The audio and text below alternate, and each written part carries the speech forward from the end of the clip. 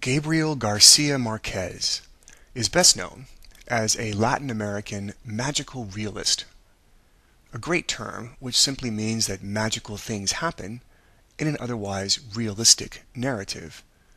The technique has become more popular in recent years and is especially perfect for depicting stories in Latin America, a part of the world where magic really does happen all the time.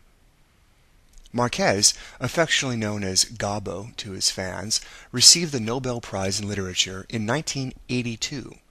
It was after that he wrote his celebrated 1985 novel, Love in the Time of Cholera. The story takes place in an unnamed country that seems a lot like Colombia, and is centered on an unnamed town that seems a lot like Cartagena. Marquez envelopes your mind in his languid story, the way a cigarette might on a warm tropical twilight.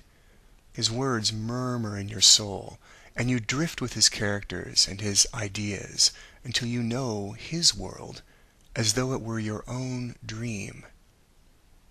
In it, Florentino Ariza fell hopelessly in love with Fermina Daza when he was a young man.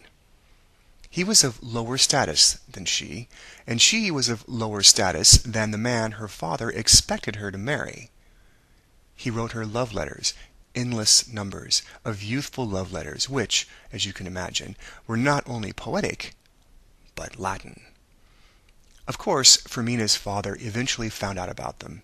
He was a wealthy man, but only because he had run guns via donkey to the rebels in the mountains, and so the source of his wealth had to be concealed in the undignified trade of donkeys themselves. He wanted better for his daughter, so he yanked her away from Florentino and sent her on a long, long trip to Europe. When she returned, she had become the haughty, snobbish girl he wanted her to be, and she promptly attracted the socially motivated attentions of Dr. Urbino del Cal, who soon enough married her and took her back to Europe on a honeymoon. Florentino was crushed to see the love of his life do this, of course, and so he resolved to win Fermina back. He got a job working for his uncle's trading company, shipping goods up and down a river that seems a lot like Colombia's Magdalena River, and he became wealthy enough himself.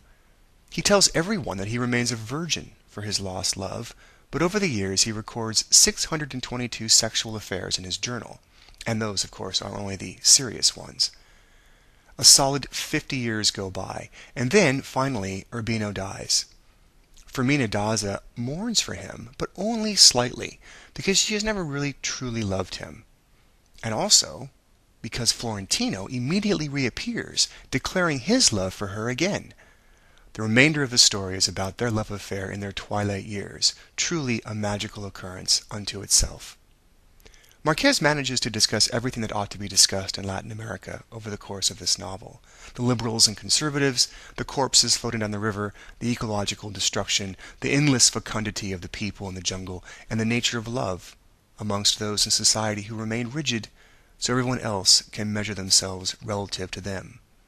It is the loosening of those structures that gives the novel its wonderful resolution.